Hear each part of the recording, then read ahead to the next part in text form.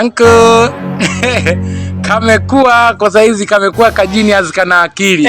Kana akili yako, lakini wewe ndio umekuwa mpumbavu. Na bwana nimekukuta hapa hivi. Sasa niko kwenye simu naongea. Nisikilize mwenye nyumba. Hivi umekuaje? Tu nitakupigia mama. Baba yako kipindi anakuachia hii nyumba, alikwambia kabisa sisi wapangaji wako tulipa kodi kwa wakati. Sasa utulipi kwa wakati. Unaweza ukawa unaongea tu taratibu. Sasa unamfaidisha nani? Umenifanya mpaka nimkumbuka mzee yule.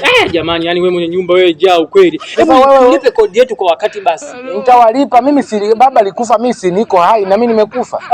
Hujafa. Sasa tulipe kodi. Wapangaji wengine washasema ushaanza kuwawekea kodi. Mimi mbona hutaki kunilipa? Sasa si kila mtu nafasi yake nitawekea wote kwa pamoja. Nilipe kodi yangu. Kama mimi nitahama kwenye nyumba yako. Kwenye nyumba kibao huko wananitafuta. Nienda kwenye nyumba zao. Na kaa kwako na kuvumilia kwa sababu ya heshima ya baba yako. Sasa wewe unaviba, wewe ndio una machungu sana na mzee kuliko mimi. Nisikilize. Tulipe. Nisikilize, ndakulipa kwa sababu gani? Mbona marekebisho nafanya? Hela ya usafi nimewapa. Hela ya sungusungu nimetoa. Hela ya takataka nimetoa. Hela ya kodi miezi miwili tu ndo nakuja unapiga kelele katika kodi yangu sasa. Nilipe kodi yangu mwenye nyumba. Hivi basi sisi wapangaji wako tunakaa vizuri kwa amani na wewe mbona utulipi kodi? Nilipe hela.